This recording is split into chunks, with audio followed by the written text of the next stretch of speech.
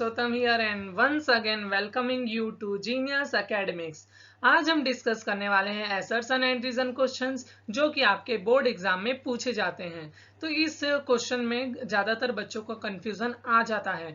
तो इस वीडियो में मैं आपको हर एक स्ट्रेटेजी देने वाला हूं जिसकी मदद से आप इन प्रॉब्लम्स को बहुत ही इजीली सॉल्व कर सकते हो और इन क्वेश्चंस में आप आउट ऑफ स्कोर कर सकते हो।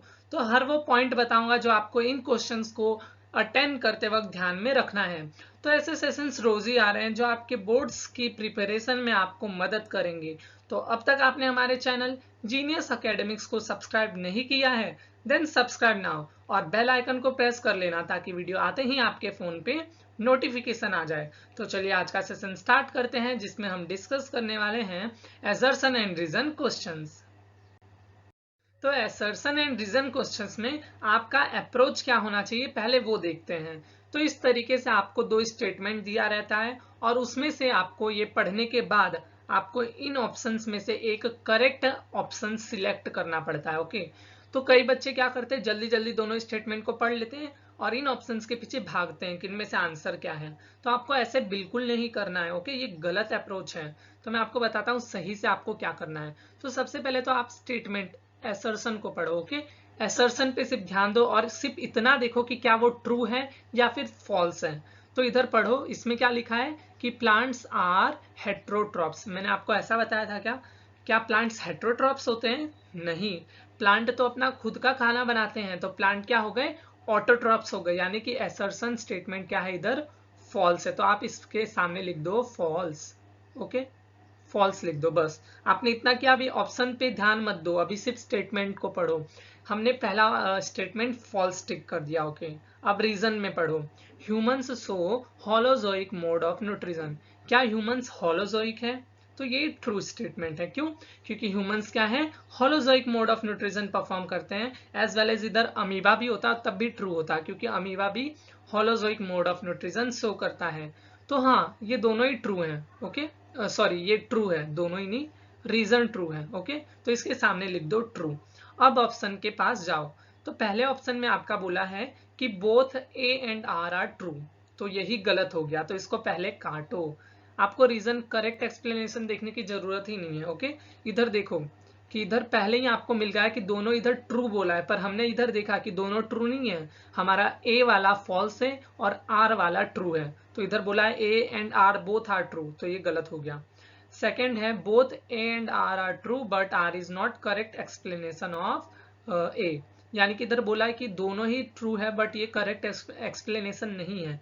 तो भाई पहले ही इसने गलत दे दिया कि दोनों ट्रू नहीं है। हमने देखा एक फॉल्स है और एक ट्रू है, तो इसको भी मारो क्रॉस। अब इधर आया सी ऑप्शन कि A is true and R is false. क्या ऐसा है? असर्शन हमारा ट्रू है क्या? नहीं, ये भी गलत ऑप्शन है। तो हमारा डी देखते हैं। डी में लिखा है ए इज फॉल्स, यानी कि असर्शन फॉल्स है एंड रीजन इज ट्रू। तो हाँ देखो, ये ऑप्शन हमें मिल गया ना कि असर्शन फॉल्स है और रीजन ट्रू है। तो ये हमारा करेक्ट ऑप्शन है। फिर लास्ट वाले ऑप्शन में बोला है कि दोनों ही फॉल्स है, तो ये भी गलत हो गया। तो हमारा राइट आंसर क्या होगा? हमारा राइट आंसर होगा ऑप्शन डी। तो आपको इस तरीके से अपना आंसर एकदम करेक्ट वे में फाइंड कर लेना है। इसमें कोई भी कंफ्यूजन लाने की जरूरत है ही नहीं। तो इस तरीके से आपका अप्रोच होना चाहिए कि पहले देख लो क्या दोनों ट्रू है, या फिर आप है ना इंडिविजुअली पहले देखो कि ट्रू है या फॉल्स है, उसके बाद ऑप्शन पे जाओ। ओके, अब कई बार जो जब दोनों ट्रू होते हैं तब आपको कैसे करना है वो भी मैं आपको नेक्स्ट क्वेश्चन में बताता हूँ। चलिए नेक्स्ट क्वेश्चन देखते हैं। इसमें भी आपको उसी तरीके से अपना आंसर फाइंड करना है। पहले तो एक एक स्टेटमेंट को आपको पढ़ना है और पता करना है क्या वो ट्रू है या फिर फॉल्स है। तो पहले असर्शन पढ़ते हैं। Autotrophic nutrition occurs in a green plant. तो ये सही है क्या? बिल्कुल सही है। हमारे ग्रीन प्लांट्स ऑटोट्रॉफ्स होते हैं ना, वो ऑटोट्रॉफिक न्यूट्रिशन परफॉर्म करते हैं, यानी कि वो अपना खाना खुद से बनाते हैं। ओके, अब रीजन पे जाते हैं। हमने असर्शन देख लिया कि वो ट्रू है। अब रीजन पढ़ते हैं। Green plants prepare their own food. तो क्या ग्रीन प्लांट्स अपना खाना खुद से बनाते हैं? तो हाँ, हम अभी तक पढ़ते आ रहे हैं कि ग्रीन प्लांट्स अपना खाना खुद से बनाते हैं। तो ये भी है ट्रू ऑप्शन। तो अब चलिए इसमें से हम एलिमिनेट करते हैं, जो हमें गलत डायरेक्शन दे रहा है उसको पहले गेम से बाहर कर दो। तो इधर लिख रहा है सी वाला ऑप्शन, देखो कि आर इज फॉल्स। तो हमने देखा कि रीजन वाला स्टेटमेंट तो ट्रू है पर ये गलत ऑप्शन है, तो इसको मारो क्रॉस, एलिमिनेट कर दो इसे। फिर नेक्स्ट देखो, A is false but R is true. तो क्या हमारा ए वाला स्टेटमेंट फॉल्स है क्या? नहीं, इसको भी मार दो क्रॉस। नेक्स्ट है कि both assertion and reason are false. क्या दोनों ही फॉल्स है? ये भी रॉन्ग ऑप्शन है। तो इस तरीके से आपके आंसर राइट होने की प्रोबेबिलिटी अब बढ़ गई। अब आपको सिर्फ दो ऑप्शन में से ही चूज करना है कि आपका आंसर क्या है। तो इस तरीके से दो में से आपको एक ऑप्शन चूज करना है, तो आपका आंसर राइट होने की प्रोबेबिलिटी बढ़ चुकी है। तो अब चलिए आंसर फाइंड करते हैं। अब हमें देखना है कि क्या इसका करेक्ट एक्सप्लेनेशन है रीजन, यानी कि ऑटोट्रॉफिक न्यूट्रिशन होता है ग्रीन प्लांट्स में। पर क्यों हम ऐसा क्यों बोल रहे हैं? Because green plants prepare their own food. तो हाँ, ये इसका रीजन है। हम क्यों बोल रहे हैं प्लांट को ऑटोट्रॉफ्स? क्योंकि वो अपना खाना खुद से बना रहा है। तो ये इसका करेक्ट एक्सप्लेनेशन भी हो गया, यानी कि हमारा ऑप्शन ए क्या है? राइट आंसर है। Option A is correct. Okay, अब बी वाला ऑप्शन हम देख लेते हैं कि इसमें क्या बोला था कि R is not correct explanation of A. तो ये तो गलत बोल रहा है ना। प्लांट्स ऑटोट्रॉफ्स क्यों है? क्योंकि वो अपना खाना खुद से बना रहे हैं, ये इसका करेक्ट एक्सप्लेनेशन है। तो ये रीजन में वही लिखा है कि green plants prepare their own food, यानी कि हमारा ऑप्शन ए इज करेक्ट। अब नेक्स्ट क्वेश्चन देखते हैं। पहले हम ट्रू फॉल्स करेंगे, फिर से पढ़ते हैं। Raw materials needed for photosynthesis are carbon dioxide, water and minerals. तो ये बिल्कुल सही है। जो हमारा रॉ मटेरियल्स होता है फोटोसिंथेसिस के लिए, वो क्या क्या है? उनके रॉ मटेरियल्स हैं, कार्बन डाइऑक्साइड है, वाटर है, और वाटर के साथ वो मिनरल्स भी ले लेते हैं। ओके, तो ये भी ट्रू स्टेटमेंट है।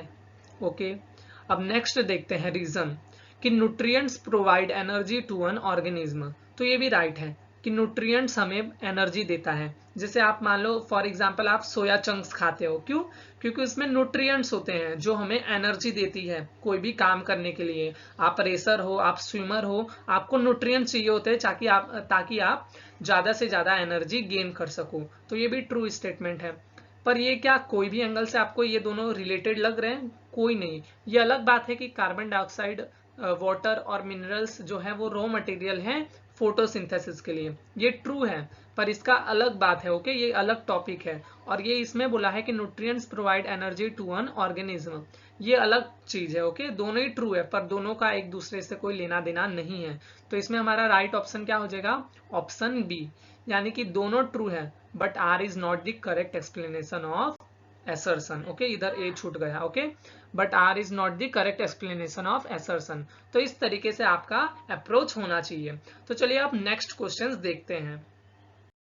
तो चलिए अब नेक्स्ट क्वेश्चन देखते हैं। इसमें हमारा assertion है muscles of stomach wall possesses thick layer of muscles, यानी कि जो हमारा स्टमक होता है उसके अंदर थिक लेयर ऑफ मसल्स होते हैं। तो ये ट्रू है। हमने देखा था हमारा स्टमक क्या है? एक मस्कुलर ऑर्गन है, उसके पास थिक लेयर ऑफ मसल्स होते हैं। तो ये ट्रू स्टेटमेंट है हमारा। अब रीजन पढ़ते हैं। These muscles help in mixing the food with the enzymes present in the alimentary canal। ये भी ट्रू है, यानी कि मसल्स क्या करते हैं? जो भी हमारे पेट में एंजाइम्स होता है उसको वो क्या करते हैं? मिक्स करते हैं फूड के साथ। तो ये भी ट्रू है। हमने देखा था ना हमारा स्टमक क्या करता है? वो अपने मसल्स के मूवमेंट की वजह से, चर्निंग मूवमेंट की वजह से खाने को मिक्स करता है एंजाइम्स के साथ। तो ये भी ट्रू स्टेटमेंट है। अब देखो दोनों ही रिलेटेड लग रहे हैं। स्टमक के पास थिक लेयर ऑफ मसल है, क्यों? ताकि वो खाने को मिक्स कर सके उन मसल्स की मदद से एंजाइम के साथ। खाने को मिक्स करता है एंजाइम के साथ किसकी वजह से? इन थिक लेयर ऑफ मसल्स की वजह से। तो दोनों ही एक दूसरे को एक्सप्लेन करे। ओके, रीजन जो है वो इसका करेक्ट एक्सप्लेनेशन है, यानी कि ऑप्शन ए हो जाएगा कि बोथ एंड आर ट्रू, दोनों ही ट्रू है और रीजन जो है वो करेक्ट इसका एक्सप्लेनेशन है। तो हमारा ये ऑप्शन ए हो गया। था ना इजी? आपको देखना है, आपको पढ़ के ही पता चलेगा कि दोनों एक दूसरे से रिलेटेड है। ठीक है, तो इधर इधर पढ़ते ही हमें पता चल जा रहा है कि ये क्या है? उसके पास थिक लेयर ऑफ मसल होता है। क्यों होता है?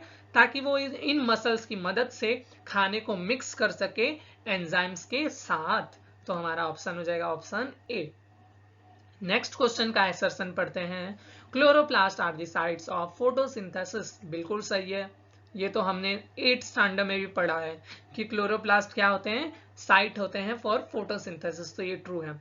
अब रीजन पढ़ते हैं। Chloroplast contain chlorophyll which is a green pigment. तो क्लोरोप्लास्ट के अंदर क्लोरोफिल होता है जो कि ग्रीन कलर का एक पिगमेंट है। ओके, तो ये ट्रू है क्या? बिल्कुल ट्रू है। ये मैंने आपको जब मैं ये टॉपिक पढ़ा रहा था तब भी मैंने बताया था कि क्लोरोप्लास्ट के अंदर क्लोरोफिल होता है जो कि ग्रीन कलर का पिगमेंट होता है, और ये क्लोरोफिल क्या करता है, सनलाइट को एब्जॉर्ब करता है।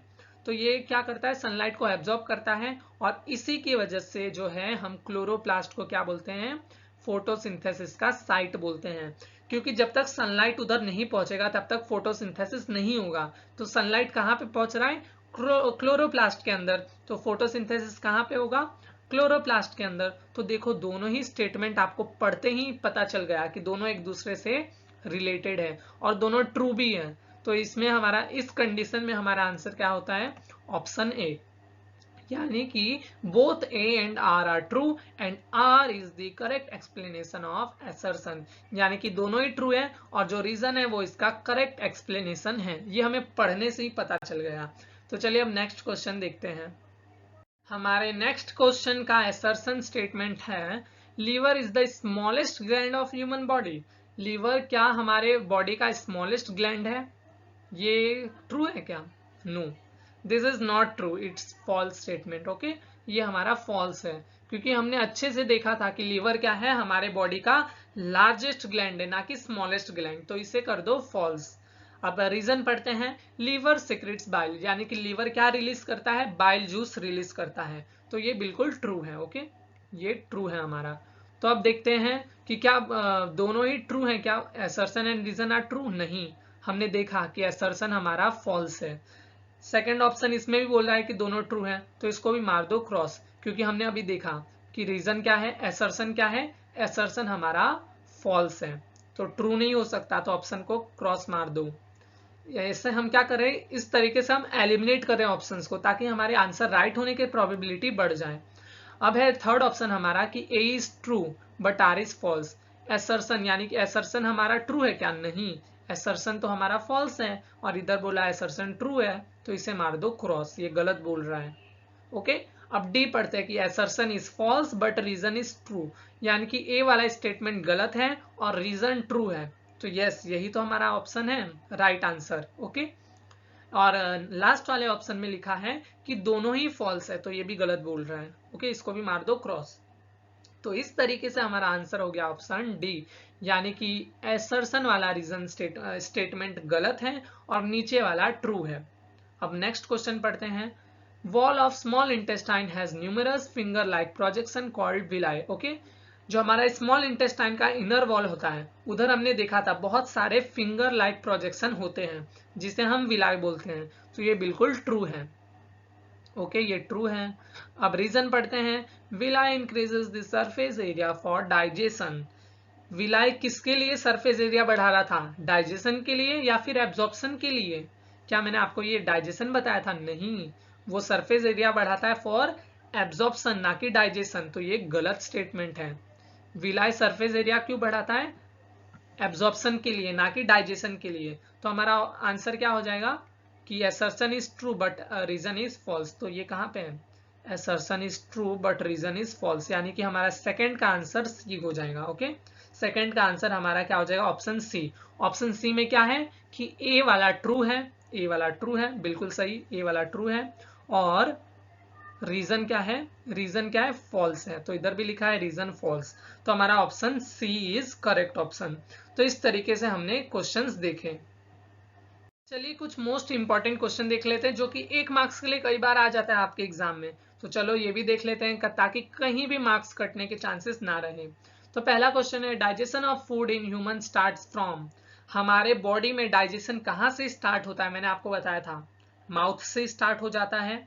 तो इसका ऑप्शन कौन सा करेक्ट ऑप्शन है, ऑप्शन सी।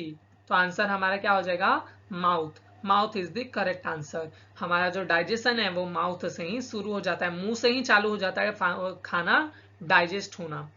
नेक्स्ट क्वेश्चन है digestion of food completes in, यानी कि फूड डाइजेशन कहाँ पे कंप्लीट हो जाता है, कहाँ पे फिनिश होता है। तो अभी हमने देखा था हमारे स्मॉल इंटेस्टाइन के अंदर खाना जो है वो कंप्लीटली डाइजेस्ट हो जाता है। तो इसमें ऑप्शन बी हो जाएगा स्मॉल इंटेस्टाइन। ओके, तो आज हमने बहुत ही अच्छे से देख लिया कि क्या आपकी स्ट्रेटेजी होनी चाहिए आपके बोर्ड्स के एग्जाम में असर्शन एंड रीजन क्वेश्चंस को अटेंड करते वक्त। ओके, तो मैंने आपको हर वो पॉइंट बताया जिससे आप अपने आंसर को 100% करेक्ट कर सकते हो बोर्ड एग्जाम्स में। तो इस तरीके से आपके मार्क्स बिल्कुल नहीं कटेंगे। अब जो हमारा नेक्स्ट सेशन आने वाला है, तो क्या आप चाहते हो कि मैं जो हूँ आपके लिए ट्रिक्स लाऊं केमिस्ट्री के कॉन्सेप्ट को याद रखने के लिए, ताकि आपको केमिस्ट्री के कॉन्सेप्ट रटने ना पड़े। ओके, तो इसके लिए मुझे आप कमेंट सेक्शन में बताइए, अपनी राय बताइए, ताकि मुझे पता चल सके कि क्या आप लोग की रिक्वायरमेंट है और क्या आप लोग चाहते हो ऐसे वीडियोस। तो आप मुझे कमेंट सेक्शन में जरूर बताइए ताकि मैं आपके रिक्वायरमेंट के हिसाब से आपके नीड को फुलफिल कर पाऊँ। ओके, तो मैं ऐसे वीडियोस रोज ही ला रहा हूँ जो आपके बोर्ड्स के प्रिपरेशन में आपकी मदद करे।